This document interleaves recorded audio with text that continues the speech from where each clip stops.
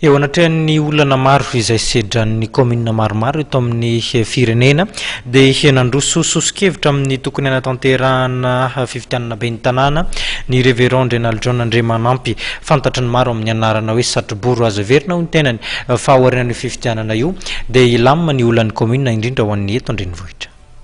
Mitaky ny tokony any hafanganana amin'ny fifidianana be ny tanàna ny révérend Renald John Andriamanampy raha nambarany dia vokatra ny tsy fisian'ny be ny tanàna izay tokony tantana no anisan'ny antony miteraka ny olana izay efa tsy tapy-afenina sedrain'ny commune Antananarivo renivohitra. Anisan'ny nambarany ny fivangongon'ny fako izay mitarika aretina samihafa ary eo ihany koa ny fahasimbany lalana izay misy fiantraikany goavana amin'ny andavanandrom-ponina noho ny fisian'ny fitohanana lavareny amin'ny kion-dalana samihafa. Izahay dia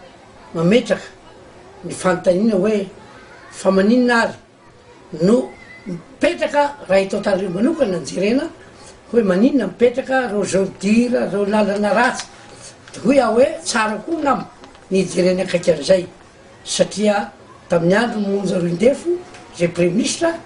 dia fa namoaka izy fa hataony fividianana ny any Fort Dauphin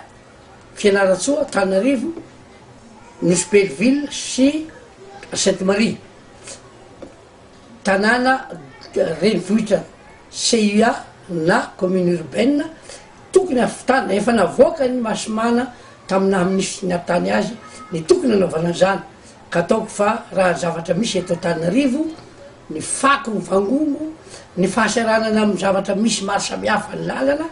dia tonga ngamba ny fotoana tokony hanafanganana izany. Hatreto dia mbola tsy nisy mitady mazava izay navoaka ny vaomera mahaleo tena misana ny fifidianana anatanterahana ny fifidianana be ny tanàna. Ny fifidianana be ny tanàna izay anisan'ny ankenina ny fametrahana ny antenimiran-doha olona. Ankoatra ny fitakiana ny fanafanganana ny fifidianana be ny tanàna, anisan'ny takiany révérend Renald John Andriamanampy ihany koa ny ametrahana fitoniana tanteraka eto amin'ny firenena, fitoniana izay nambarany fa antoky ny fampandrosoana amin'ny firenena.